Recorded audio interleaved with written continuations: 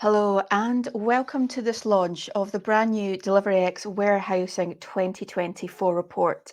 This brand new look at how retailers utilise their warehouses is due to be published in the coming weeks.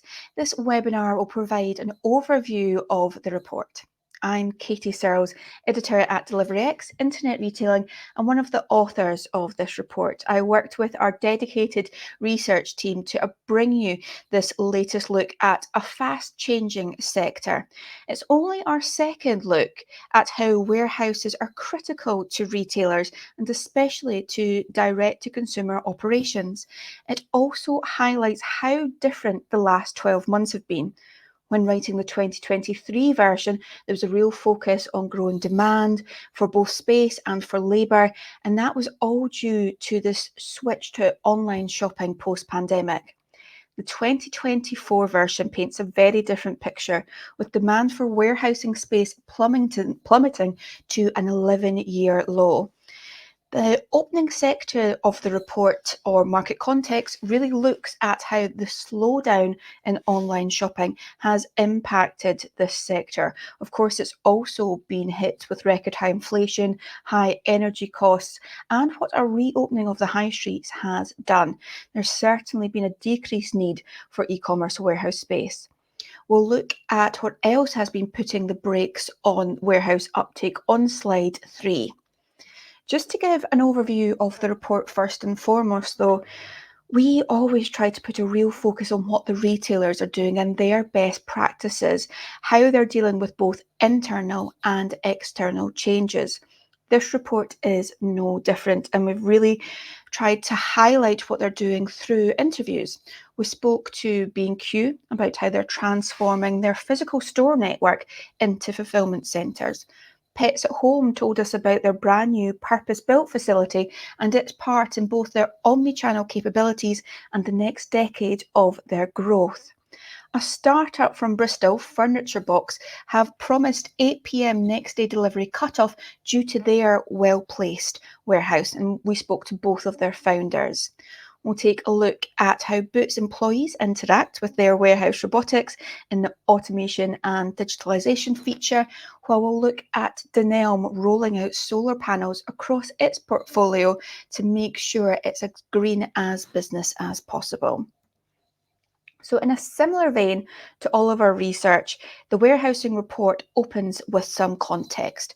We mentioned that the previous report really saw a hive of activity in this space, driven in part by the pandemic switch to online shopping, but also businesses reshoring post-Brexit. There was a short-lived boom in warehouse construction and a rush on those properties. However, as e-commerce demand fades, the need for warehousing space also dwindles. Trade Association Logistics UK reported that growth in the warehousing use has halved year on year for the first 9 months of 2023. Furthermore, Savills questioned if the lowest H1 uptake since 2013 suggested that the recent UK boom, driven in part by e-commerce sales and various COVID lockdowns, had run its course. As with many things in retail, it is not just one problem impacting retail operations. Retailers have faced record high energy costs, they've also dealing with inflation, and of course that low consumer confidence. As this chart highlights, though, it's construction costs and capital expenditure where the main real estate related concerns amongst experts across Europe is really hitting in. The research found construction costs have been on the rise since the pandemic because of high demand and inflation. Some 79% of respondents to a recent survey feared that those escalating costs will continue to be an issue within the next year. For those companies who are looking to invest in technology-driven and big sheds, that's an even higher concern. While the slowdown in e-commerce demand may be causing a slide in demand for space, there's been an existing problem with a lack of new facilities and the actual land needed to build these sites. Commercial Property Group, CRBE, has still witnessed demand for warehouses, but it's been driven by who's taking those spots. We're seeing a big drive in third-party logistic distributors now being the main driver and occupiers of this sector. We do have a dedicated look in the report at both 3PLs, 4PLs, and their partnerships and ongoing collaborations with retailers. As previously mentioned, there's lots of meaty interviews in this report, and we take a look at what the retailers are doing and their best practices. An exciting example of how retailers are thinking out of the box is DIY giant B&Q. They are turning to their bricks and mortar store network to make sure that they can really deliver on customer promises. As the homeware retailer makes it easier for customers to shop for their home improvement projects in a range of ways, it's really focused in on logistics and fulfillment. Their supply chain director, Amelia Glacken-Todd, told us that customers are looking for choice, not just on the products they buy, but also how those purchases are delivered. B&Q offers a 1-hour delivery slot. It also offers a 24-hour click and collect from 300 of its stores, and now delivers direct from 52 of those locations. It also still has big sheds and the traditional distribution centre models, but has really brought home delivery from stores into that network. This, of course, all started in the pandemic when the retailer created a digital hub model, but its move to store-based picking and fulfillment has been critical in allowing B&Q to serve its customers more efficiently. It gives the retailer the ability to scale up or scale down in response to short-term changes in demand without being exposed to high fixed costs.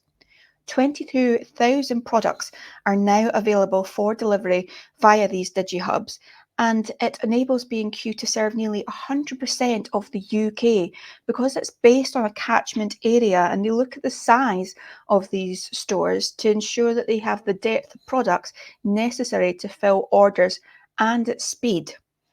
The full interview also covers B&Q's 2 state-of-the-art distribution centres, one at Rockingham and another at Blyth, as well as its ongoing partnerships with Wincanton and GXO.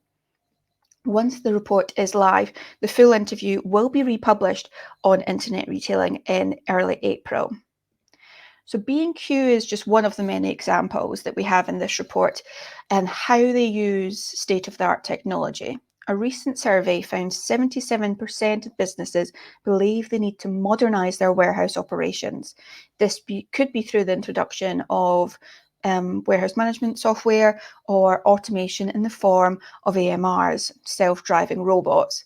It is predicted the size of warehouse automation in the UK will hit 2.5 billion this year and breach 3 billion by next.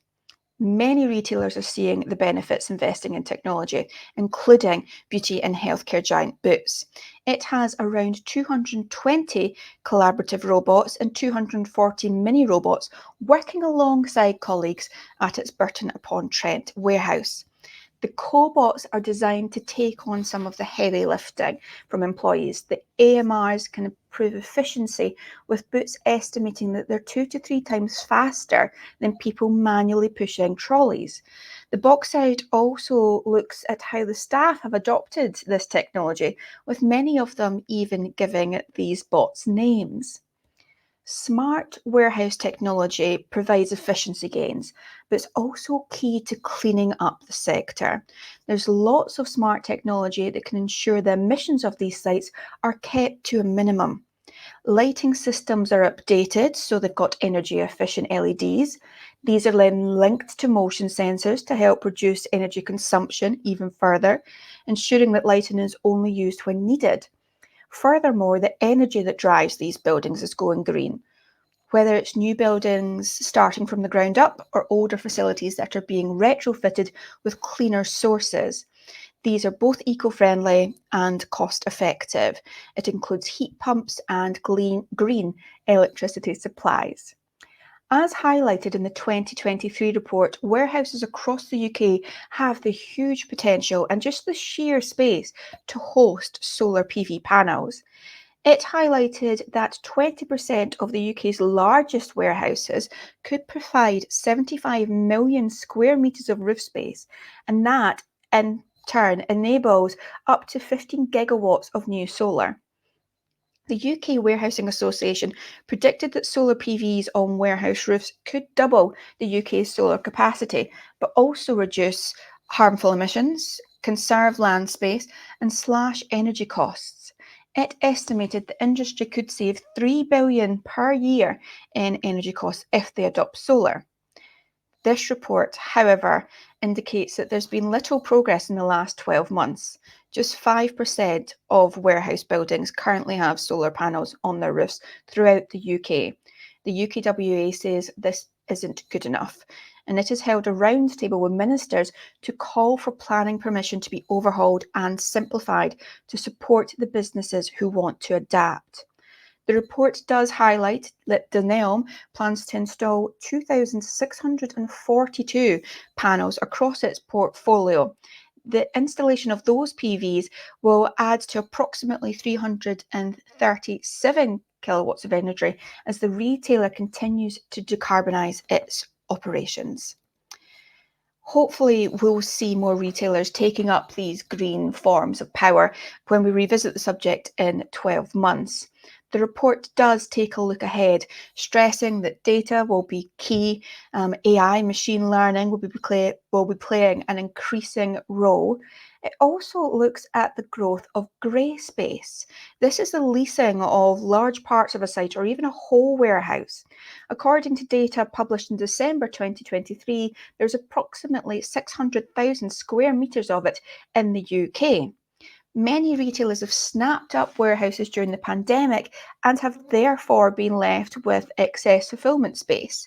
The report notes that these often best-in-class extra-large warehouse buildings are now available for either sublease or assignment. We are looking ahead and perhaps predicting that we could be moving towards a more rental model as we go forward. Today's webinar is just a brief insight into the report. It will be able to be downloaded in full in the coming weeks, and as mentioned, a number of excerpts will be republished on internetretailing.net, including those 3 retailer interviews. There's also 2 case studies in the report looking at IKEA's Dartford expansion and the perfume shop's automation of its packing machinery. For now though, thank you for listening. I'm Katie Searles.